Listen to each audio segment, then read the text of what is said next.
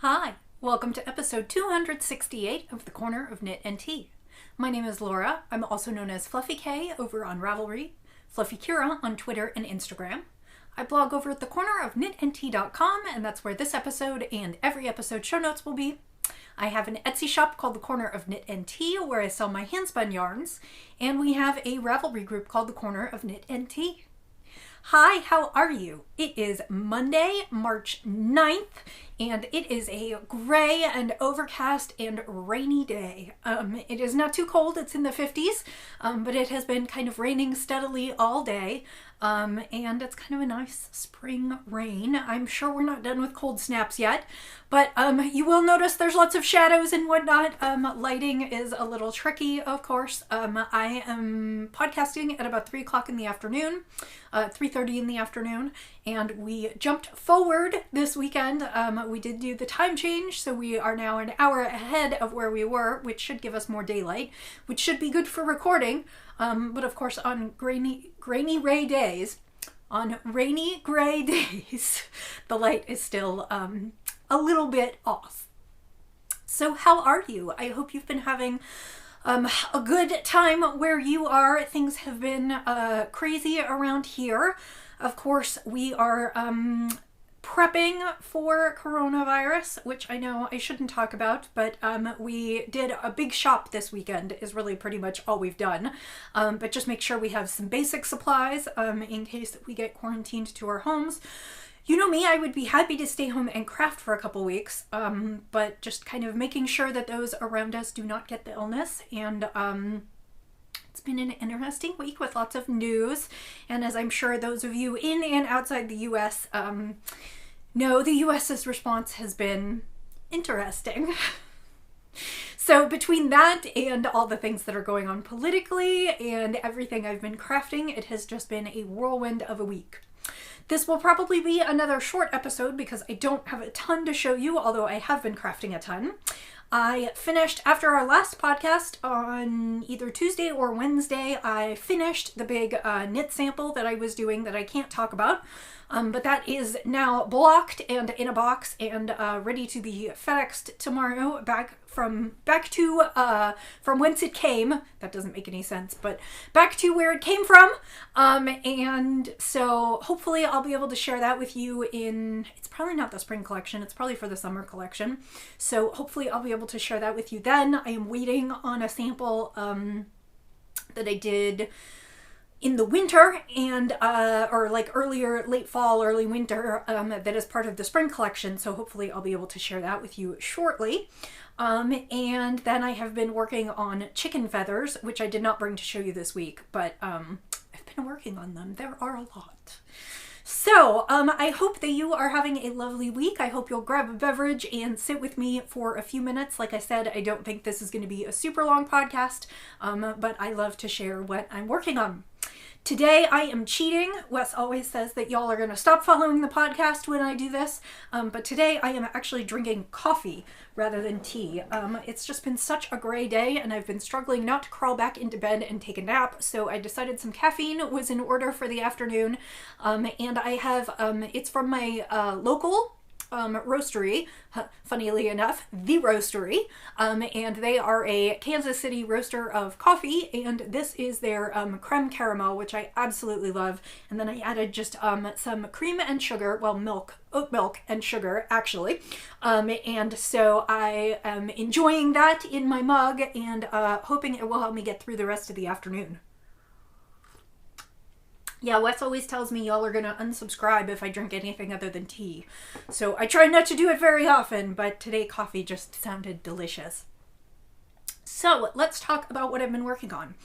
Other than the chicken feathers and the project I can't talk about, I have been working on a sweater for Zen Yarn Garden, and actually it just got released today. I saw it in my Instagram feed. So the sweater is the River Cable Pullover by Shauna Bilo. It's B-I-L-O-W, and it is a kind of a turtleneck sweater with cables, and then it's got kind of a funnel neck. And if you remember, I already completed the back of the sweater, and then I am working on the front, which is the cabled part of the sweater, and I have made good progress this week. Again, this is a sample for Zen Yarn Garden. They send me yarns, I turn them into things and send them back, and then they sell kits. And this is their Serenity Worsted, which is a 75% superwash merino, 15% cashmere, 10% nylon in the colorway Gray Wolf. And I believe I'm knitting on 6s and 7s. I got gauges on the needles suggested. Yes, the sweater is mostly knit on 7s with 6s for the edgings. And this is, I believe last week I had like maybe just started the cables or possibly only had the garter stitch border done. And this is where I'm at now. I started the armhole shaping last night before I went to bed. So I probably have about 7 or 8 more inches of knitting to do, and then I will be done. And as it keeps decreasing, and then pretty soon I'm going to end up doing the neck and shoulder decreases, I will probably finish this evening, and then I've just got 2 sleeves and the finishing work. So this has got a really fun kind of gently waving cables pattern in the middle, and the yarn is gorgeous. It is a semi-solid, and the merino cashmere is just really, really lovely to work with. So I am enjoying this. I am knitting the size 47, which is the 5th size up. I guess technically it's listed as 45 inches, but the finished measurements of the bust are 47. So, and they didn't give she didn't give a ton of recommendation on ease. We just kind of knit the biggest size they sent me yarn for. So, that is what I'm working on. I hope to, maybe finish this by the next time I talk to you, since I have gotten a couple things off my plate, but we'll see how that goes. Like I said, I have the sleeves, and the sleeves do have a cable panel on them, but otherwise are mostly stockinette, and then it's just the seaming and the neck treatment. So coming along nicely. I've been working on this maybe between 2.5 and 3 weeks now, and I should be able to get it done in a month. So that is my goal, and I am loving it. So I have to say, for my own personal, I don't know whether I would do the funnel neck because I don't know that I'd want the turtleneck, but otherwise I cannot say nice enough things about this pattern. It is well written, it's easy, it's really rhythmic. I haven't needed to look at the chart once I memorized it, and so I am just kind of keeping on, and of course because it's worsted weight on size 7 needles, it is working up quickly. So that is going to be my main focus for the next week or two, in the hopes that I can finish that and send that back to them so they can do kits, because we're almost out of sweater season, even though it is a lovely sweater. So my hope is to finish that in the next week or two. The only other thing I have done significant, or not significant, I have done some work on is I have added a few more stripes to Miles' blanket. I am working out the rainbow, and if you remember last time, I think I had stopped on this teal stripe, so I added 3 more stripes this week, which are the aster, the wisteria, and the violet. So I just love the way this looks. And then I have 2 more colors, and actually I brought them with me so you could see them. Did I drop one? No. This is plum, and this is magenta.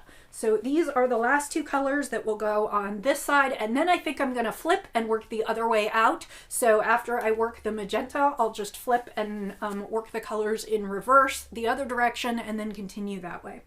So it is 15 colors, and I don't know that I can remember all the names of them, but it was a kit that I bought from Wool Warehouse. It is an Attic 24 kit and pattern. The pattern that I'm using actually is not the one that the kit goes with, but I liked this pattern sort of the best out of all of her patterns. This is her Woodland Crochet Ripple, and it's got kind of a feather and fan look, plus sort of a row of just slip stitch crochet. So it's got a really nice, technically each row is 2 rows, and so usually I do 1 to 2 at a time, and I'm hoping to put more effort into this. As you can see, I've woven in some of the ends, but not all of them, so I still have some spaghetti, and I'm hoping to put more time into this soon. As soon as I finish this sweater, I'm hoping that I'll have a few more weeks before more samples come along, so that I can maybe start something for myself and also work on some things for the kids. I cannot believe it's already March, and in another week or so it is going to be the spring equinox. because it feels like it was just January and we're already like almost, well, okay, we're not even halfway into March, but we're already into the 3rd month of the year, and I cannot believe how fast time is going.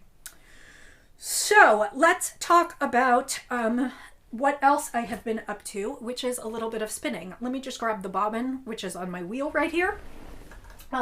Last week I told you that I was going to start with sorry if I knocked the camera. Last week I told you I was going to start with one of the bats that I made at Spinsters. And I showed you those crazy bats, and basically the way we make them is everybody shows up with 4 to 6 ounces of unloved fiber, and we tear them up into strips and share them with everyone, and then we put them all on the drum carders, and everybody has the same fibers, but they turn into slightly different bats depending on the way we card them together. And so I started this past week to work on the bat, and I have to say I was a little bit, well, okay.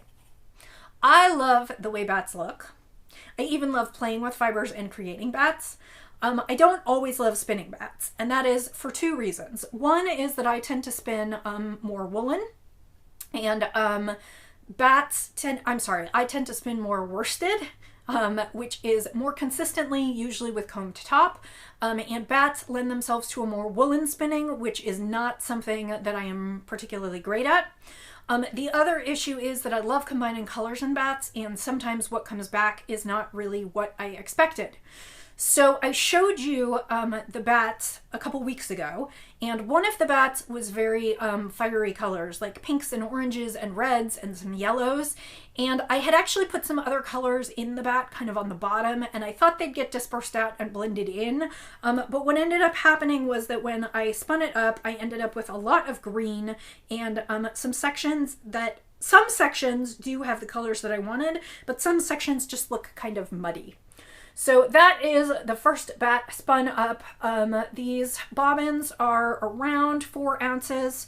I think they're around 4 ounces. They might hold closer to 6. I don't know.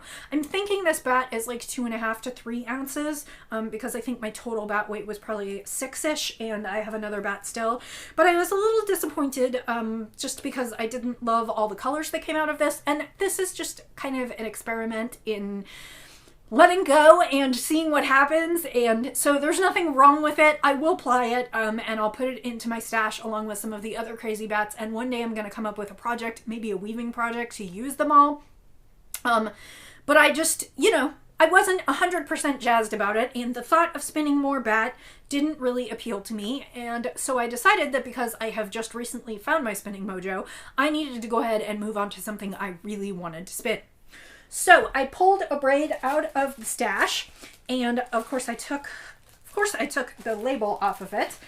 This is, and I meant to look up how you pronounce this. This is a braid with an Irish name from Hello Yarn. It was one of the fall colorways, and it is mostly browns and kind of oranges, but then it also has lots of purples in it. So this is what I am spinning now. I didn't pull the bobbin off because I've only got about 1 ounce on there right now. But this is what 1.5 ounces, because this is the last strip from this half. So this is kind of, here, I'll just braid it so you can kind of see what it looks like. So this is what I have been working on this week. I did post a photo on my Instagram. It's very moody. And I kind of don't want to try and pronounce it, but I guess I'll try and pronounce it. It's spelled Baron, B-A-R-I-N, and then Break, B-R-E-A-C, and I'm sure I'm totally mispronouncing that. If you are Irish, please don't hold it against me. So these are the colors that are in the bat. Maybe that helps a little bit. It's very dark and moody, but I love the purples and the browns together. And so I am just spinning this up as a very barber pole 2-ply, which means I divided the braid in half horizontally, like I took in the middle and went whoosh, And so half of it I'm doing in short strips one way and half of it I'm doing in short strips in the other direction, and hopefully they won't completely match. They'll overlap at some parts and they'll also be barber poley. So my hope is to finish this, finish spinning the singles on this week, and then go ahead and play it up so I'll have something to show you next week. And this one will probably go into the shop because I don't have a specific use for this. This is a 70s merino top, and it is super soft and luscious, and it's actually spinning really quite thin. So I'm very pleased with it, and I hope it will be a lovely skein. So I think that's it right now. I have a million crafting plans. I have a couple hats I'm going to be ready to talk about soon. I have another hat that needs to get on the needles. I ordered some sweater yarn, and so I want to start on a sweater for myself, which I am going to let myself start on as soon as I finish the sample sweater.